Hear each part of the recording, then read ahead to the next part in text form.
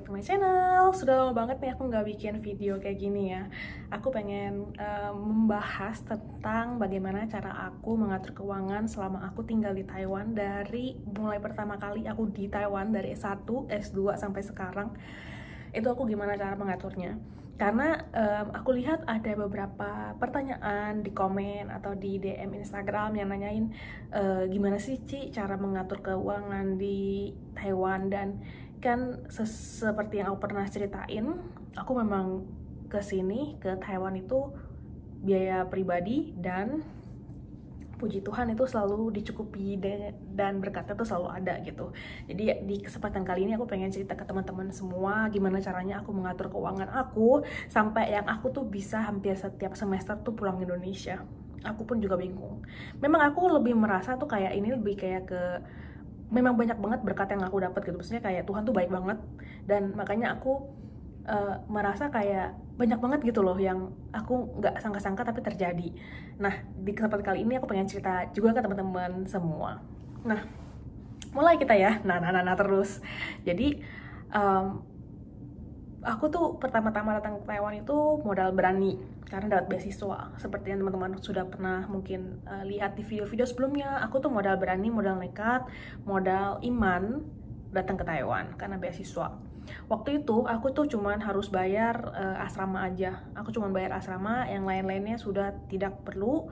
Terus sudah gitu di beberapa bulan pertama, pokoknya setelah hampir 1 semester, aku tuh dapat kerja di kantin sekolah dan di Department of Labor di Dong Hai waktu itu. Nah, aku merasa waktu itu aku kepepet banget kan. Maksudnya beberapa bulan pertama sebelum aku dapat kerja itu kan kepepet banget karena cuman ada uang sedikit gitu kan, bawa dari Indo, hasil tabungan dan lain-lain. Terus udah gitu ya aku merasa aku harus berhemat, bener dong. Tapi sebelum aku datang ke Taiwan pun aku juga sudah tahu nih, ternyata di Taiwan tuh bisa part-timean. Jadi memang aku tuh gercep juga gitu loh, gerak cepat untuk dapat kerja. Makanya aku tuh udah agak lupa sebenarnya tuh kapan aku pertama kali dapat kerja, tapi pokoknya di tahun pertama, di semester 1, semester 2 tuh aku udah dapat kerja. Nah, kayaknya sih semester pertama itu aku udah dapat kerja deh, soalnya aku ingat aku sempat pulang itu karena aku udah dapat kerja. Nah, terus udah gitu, terus kenapa ya aku hari ini terus? Jadi, pokoknya beberapa bulan, mungkin 1-2 bulan, 2-3 bulan lah mungkin aku nggak dapat kerja itu, aku kan harus ngepres dompet aku ya. Jadi nggak boleh boros, nggak boleh semena-mena lah keluarin uang gitu. Jadi harus bijak dalam mengeluarkan uang. Makanya aku tidak ikut bersosialita dengan teman-teman yang lain. Bahkan dulu aku bahkan nggak sampai nggak beli internet guys. Jadi aku cuma mengandalkan wifi dari sekolah.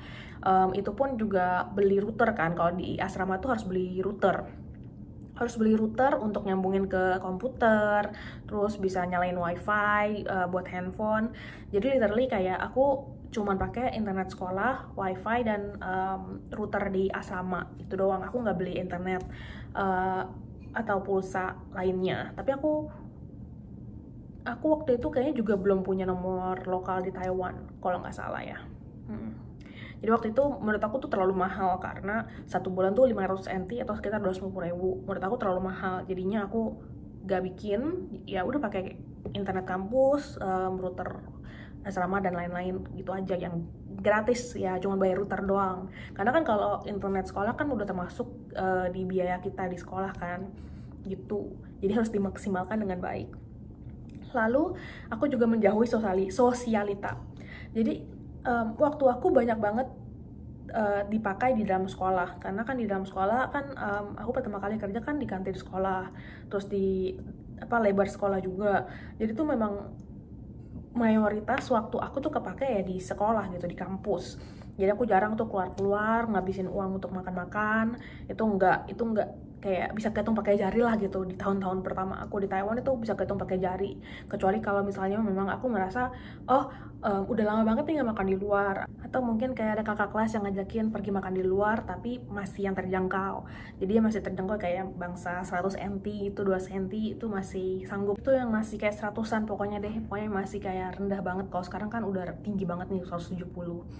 Jadi waktu itu ya aku pokoknya tidak boleh boros-boros, terus aku kayak mengontrol diri aku sendiri, nggak boleh beli banyak-banyak barang seperti itu. Pokoknya beli yang perlu, yang pasti-pasti aja gitu. Pokoknya yang penting kebutuhan primer harus terpenuhi dulu. Terus harus ada dana darurat. Dana darurat itu untuk apa? Kalau semisalnya scholarship aku tuh nggak bisa dilanjutin, misalnya kayak tiba-tiba nilai aku jelek.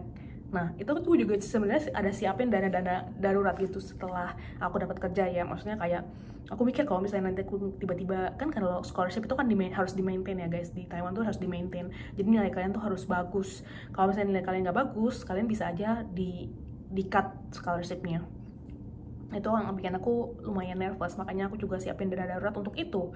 Tapi puji Tuhan memang tentu baik ya, ada aja berkatnya, terus scholarshipnya jalan terus ya, begitulah guys. Jadi ya sampai sekarang pun aku masih nge-track pemasukan dan pengeluaran aku, dan aku ada persenin berapa yang boleh aku keluarin, kebutuhan-kebutuhan apa aja yang udah pasti itu harus keluar dari pemasukan aku, jadi harus aku bayar. Terus makan aku tuh berapa banyak, kalau misalnya mau liburan itu udah dibajetin juga, ada tabungan budget untuk liburannya juga, terus ada tabungan untuk saving dan lain-lain. Itu sampai sekarang aku tekun gitu, maksudnya harus belajar disiplin juga sih kalau masalah yang keuangan seperti itu ya, karena kan kebiasaan orang-orang kan berbeda-beda. Aku juga nggak tahu gimana teman-teman mengatur keuangannya teman-teman sendiri. Masing-masing orang punya cara yang berbeda, tapi yang pasti itu adalah bagaimana kita bisa memilih yang lebih bijak. Maksudnya kayak yang nggak usah ngikutin ego, nggak usah ngikutin gengsi. Pokoknya ya rencanain apa yang memang harus kita lakukan gitu. Maksudnya kayak memang kita tahu kebutuhan kita apa, kita tahu apa yang harus kita lakukan gitu. Jadi harus lebih banyak bijaksana, disiplin, dan komitmen guys. Mungkin segini dulu videonya hari ini. Aku bakal buat video yang lebih detail lagi bagaimana cara aku kayak mengatur finansial aku. Aku bukan financial planner ya, maksudnya kayak yang bukan youtuber lainnya yang kayak detail banget. Aku tuh memang lebih kayak ke praktisi. Aku lebih praktisi dan aku yang simple-simple aja. Jadi aku mungkin kalau saya ngomong secara story begini juga nggak bisa sampai yang gimana banget, karena ya aku langsung praktek gitu. Jadi mungkin nanti lain kali aku akan bikin video itu, jadi teman-teman tungguin aja. Mungkin segini dulu videonya hari ini. Thank you so much for watching. Jangan lupa di like, di komen, di share, dan di subscribe to channel aku.